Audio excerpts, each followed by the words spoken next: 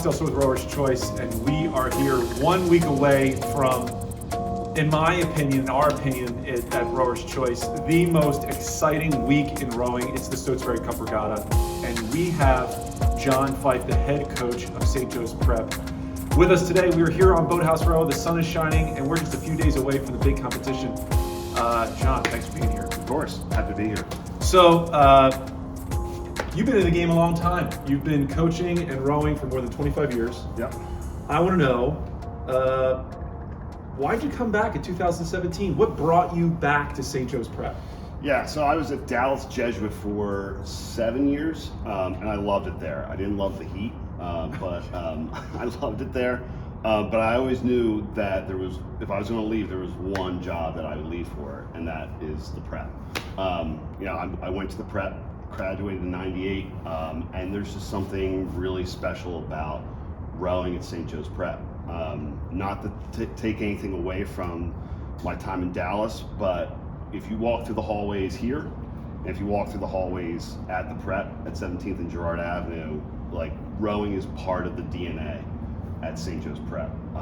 There's history all over the hallways of rowing, and when kids walk through those doors, rowing is introduced to them, and it becomes part of what they do there. John, you were here at the prep back in '08, took some time, moved down to Dallas. You've been in this game a long time, as I said before. What's been your biggest changes, your adjustment as a coach over this 15-year period? Yeah, a lot. I'd say when I started to coach, even back, I graduated from Penn in '02, and I began coaching right away. Whoa. And I was coaching the freshman lightweight men at Penn for 3 years. Here on this river? Right here. Wow. And I was just a kid, and I thought I knew everything then. And I had a lot of energy, and a lot of that energy was being focused in the wrong ways. A lot of yelling, a lot of bombastics. And that continued through my time at Penn and then at Georgetown. And then when I came back to the prep in the fall of '06, I was the freshman coach here, which was, if there's probably the best job in coaching, is coaching the freshmen at the prep. Freshman prep seemed to always win Stotesbury. Is that kind of prerequisite? It's prerequisite. Like when I hire my coaches, that's it. I mean, if you don't win, you're gone. We've had a long run of good coaching, and the funny thing about our freshman team, they don't start until January. There is no freshman crew at St. Joe's Prep until the second semester starts in January, and they're running hills, they're doing steps, they're erging a little bit, and then they get on the river mid-February. So anyway, to get back to my time here, I've changed a lot of just because of age, right? We all mature, we all kind of relax a bit over our time, and I'd say I'm much more cerebral about how I coach. I've learned a lot about the inner workings of the mind of a 16, 17, 18-year-old boy, and what makes him tick, what doesn't. And I know when to light the fire, and I know when to cool it down. And I think back in the day, I was always stoking the fire, right? And that has its advantages, but when you really want to get something more, you have nowhere to go. And so now I really pick and choose when I want to stoke the fire. And also kids have changed. It's a very different. I was just going to say that. Yeah. Things changed dramatically since '02 to 20 years. You're talking 20 years. Yeah. It's a big change in how we raise our children, Yep. how we raise our athletes. Yeah. Yeah, everything's changed. How kids are parented, how they're educated at school. When I was in high school, I didn't have an iPhone, right? And so that alone has changed everything forever. We're never putting that toothpaste back in the tube, right? That has changed everything. And so these kids are being just bombarded all day long, and being able to harness their mind for 2 hours a day is a lot trickier now than it was, when I was here. So, the answer really brought down, it's you've aged, you've matured, and you're no longer that I want to say egomaniac that you're back in 2002. Is that fair to say? That's fair to say. I mean, as you said last year, I do have an ego. That hasn't changed. I still want to win, but I'm more tactical about how we approach getting from point A to point B.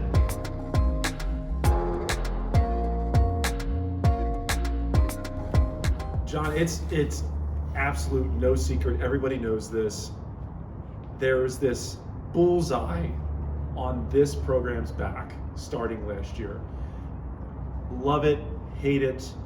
For a 16, 17, 18-year-old kid, that's a lot of pressure. How, as you love the prep, you were a former rower here, how did you manage that expectation, those emotions all last year? So we had experience there. I mean, I hated the prep too back in mainland, so I get it, but that's... So we have experience with people either loving us or not. And that goes back to when I was here. The names have changed, the teams have changed, but the bullseye was still there. I think the bullseye's gotten bigger as we've expanded out of scholastic rowing, and we're now playing with the clubs. Last year there were a lot of doubters, a lot of people who did not want to believe that this high school from Philly that most people love to hate were that good, or they could actually pull it off and win. Everybody was waiting to watch you lose last year. I know, especially you guys. Yeah, I'll be the first to admit. I mean, we were waiting for it, but as a coach leading this program, what were you talking about with these kids every practice? Because clearly it was getting on them too. I mean, you can't not see it or hear it. No, but here's the thing. Last year's group, we had a very big senior class, and they were very gifted. They were gifted athletically. They were gifted mentally. Like, they were very sharp kids, and they loved it. Every time you guys threw up a meme, every time you guys tried to hint oh, this is going to be the week the prep's going to lose, they were like, okay, we'll see. And they would play it up on the TV. I mean, they loved it. So wow. Believe it or not, is a lot easier for me because they ate it up. They really did. They loved to be the underdog. They loved the fact that everyone was doubting them. So it was, for them, it was fuel to the fire. So thank you. I mean, it helped us get across the finish line. I got goosebumps there on that one. But what about you? We spent a lot of time talking about the youth, but how about you? Former rower, coached multiple times here at the prep. Did it get to you at all? Was the pressure on you? How did you feel going through all of that year? I mean, it was going to be your biggest year ever as a coach. It was. It had to be, right? It was. Fortunately, I was surrounded by a great staff, and they have learned how to kind of keep me cool as well. And they knew when I was getting a little too worked up, and they knew how to cool me down. But yeah, it was a lot of pressure, and I felt a lot of pressure for me to not screw it up for those kids, because they had really done everything I asked for, everything. So I wanted to make sure that everything was set in motion so that I didn't do anything wrong to get in the way of their success. And so a lot of that was me faking it in front of them. Yeah. I mean, it is. I mean, kind of being a good coach, I think. I'm worked up all the time, but one of the things I've gotten better at is faking it in front of the kids. Walking around with a bit of a swagger, being confident. They feed off of that. So that's kind of what I did all through the year. And the real high points were the kids walking out of this bay for the Stotesbury Cup. I mean, that was huge. The pressure was really high, and there were really good crews gunning for them.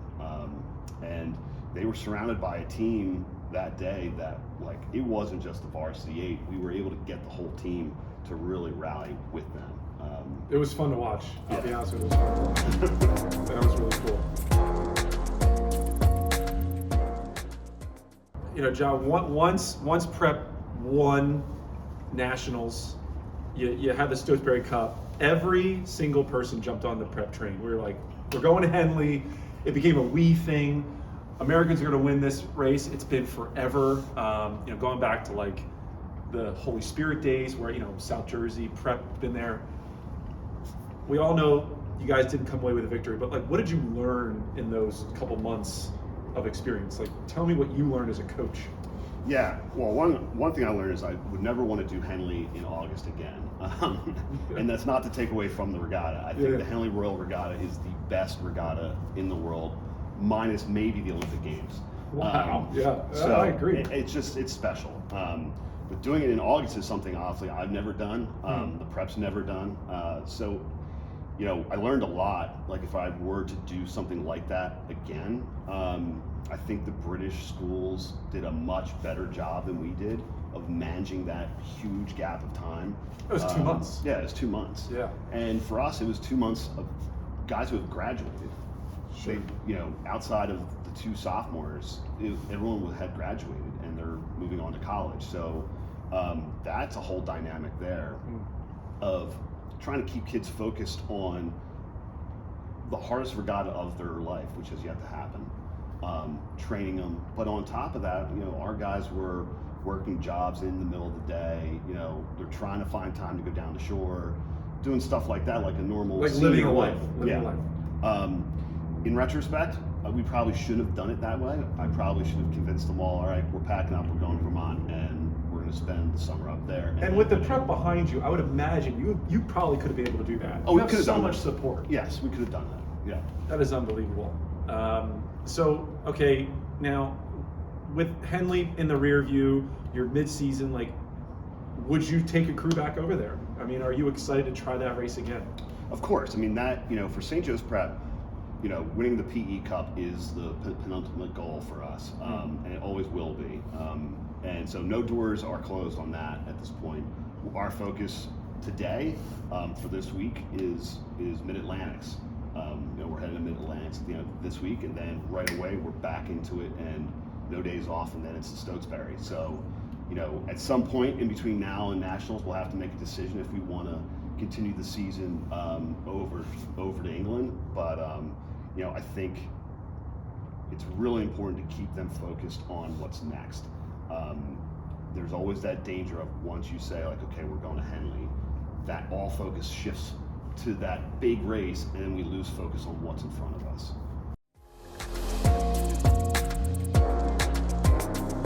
Now I want to shift gears. We talked Henley, we talked last year, but now's what matters. We are 1 week away from the Stotesbury Cup. Everyone pays attention. You've had a couple losses this season. The Cinderella story is gone now. It's not there anymore. So what are the expectations? How are you feeling going into what I consider Prep's biggest race? I mean, this is your course. How's the club, how's the program feeling right now? All right, we feel good. We have lost a couple of races. And listen, would I like to be sitting here undefeated? Sure. But unlike last year, this year I decided to try some different things. I've switched around the lineup, switched around who's stroking the boat, who's in the boat, who's out of the boat. And a lot of that is because I thought I had some time to look at things. And I've learned some stuff in my, however long I've been coaching, is I never want to be at the end of the season and say, I wish I had tried this. And I've been burned there a long time ago, and I told myself I was never going to do that again.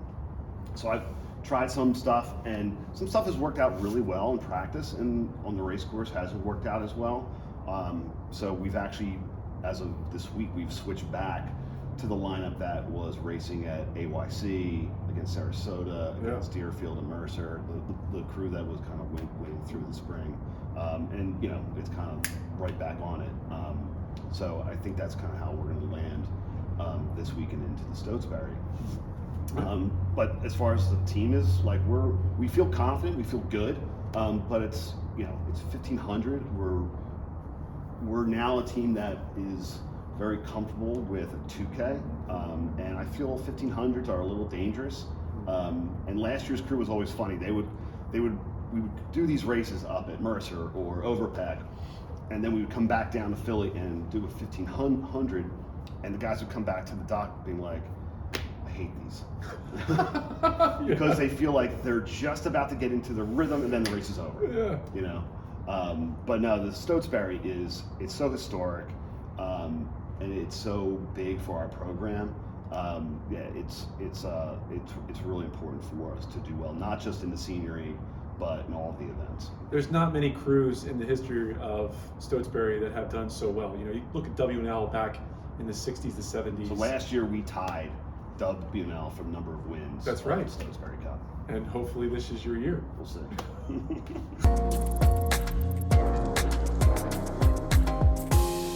We talked a lot about this year. We talked about Henley last year, but the one race that we haven't touched on was the national championship, which is that banner right behind us, right? The national champions. Put yourself back there. What's your fondest memory? What's the event that just is burned in your memory from last year? Yeah, I mean, that whole week was great, and that's something that I know those guys and myself will never ever forget. But I think if I were to pick one moment, it was the lead up to the launching for the final. You know, I was down there early with the pair, and the guys showed up. You could tell they were locked in. They got the boat down. We went through it, and you know, as a coach and as a rowing coach, the most frustrating thing is that you have no control. Once you launch them off of that dock, you are out of it. You can't say a word. You just have to let it happen. And you talk to a football coach or a basketball coach, a baseball coach, that is a completely foreign experience for them, where they can control things throughout the entire game. We can't. The only thing that we can control is like the last thing we tell them, right? And for almost a year, whether I'm jogging or I'm up at night, I'm thinking about, what am I going to tell these guys? I've been preparing for this moment for 3 years, essentially. John, so many coaches can relate to that, by the way. You know that. Like, It's in their heads. It's that pump-up speech. It's the Al Pacino. It's like, what are you going to say to get these guys to go? Yeah. Wow. And I had a speech prepared. It was fire and brimstone. I was going to get these guys ready to foam at the mouth and just destroy anything that was in their way. And so, okay, the moment zero hour came, brought everyone next to the trailer, and they come around me, and every single guy is sobbing, tears uncontrollably flowing down their face. And in that moment, I had to throw away my entire speech. It was no longer a pump-up speech. I had to calm them down. They were that emotional about what they were about to do. Was it just nerves? Anxiety? No, I think they knew what they were about to do. Wow. Yeah, they knew. And that's something special. I may never see that again. And that was incredible for me. And in that second, I had to just stop what I was going to do. And I just talked to them. I was like, guys, you got this. You're ready. And calm down. You know, the 2002 John Fife would have been the opposite, right? Think about that, right? The maturity that you've gained in your career, and this goes for anybody who's been doing this for 20 plus years. Yeah. You learn to read the room. Yeah. And you read the room. Oh, You realize, and these young men who, and you know personally, because you were part of big crews, and me too, I get emotional thinking like 2004 mainland, I will never have that time in my life ever again. Yeah. You know that, right? Yeah. Prep 98, probably Penn maybe 01, 02, 01, you had that experience. Yeah. So you saw it, you felt it. Those Yeah. guys were never going to have that chance again, right? Yeah. And so that was a moment as a coach. It certainly was not about me. And I think a lot of younger coaches need to understand that it's not about us. You gotta do what you do for your athletes, right? And in that moment, they need to be calmed down, because if I had wound them even further up, they could have just completely fallen apart at the starting line because they're too amped up. They just need to be calmed down and know that they were ready. And so that was incredible. And when I launched them off, I'm like, okay, this is gonna be fun to watch. And put yourself back into that position. 500 meters to go, the crowd going crazy. I'm assuming you were trailing them on the bike. I was. Right, you were watching. At And what my point did assistant you coaches know? were like pushing other coaches out of the way to allow me to get up front. So good, I'm sorry. No, I'm wondering, like, because I've been at the Scholastic National Championship, but never like where everyone was there. I think your crew had it won around that 600 meter mark, 700 meter mark. Like, you knew it was going to happen. Mature crew, that far ahead. What was going through your mind as you were racing down the bike path? So there were a couple. I'll be honest. I got a much better view of the tire in front of my bike than that crew during that race. You know, there were certain checkpoints where I was making sure that they were where they're supposed to be. You know, 500 in, they established a big lead. Yeah. And then we knew that we were going to get hit on by whoever was going to take their hits. And they really managed to mill 1,000 of that race really well. We come out 500 to go, and you know they're still in command. I'd say about with 400 to go, I knew we were going to win. I knew there was probably nothing that was going to happen that could stop them from winning. And at that point, I was crying. Yeah, of course. For like the rest of the bike ride. It was really cool to watch. Well, it was fun to watch us. But John, this has been a wonderful interview. Good luck this weekend. Thank you. And thank you for being here. Of course. Great.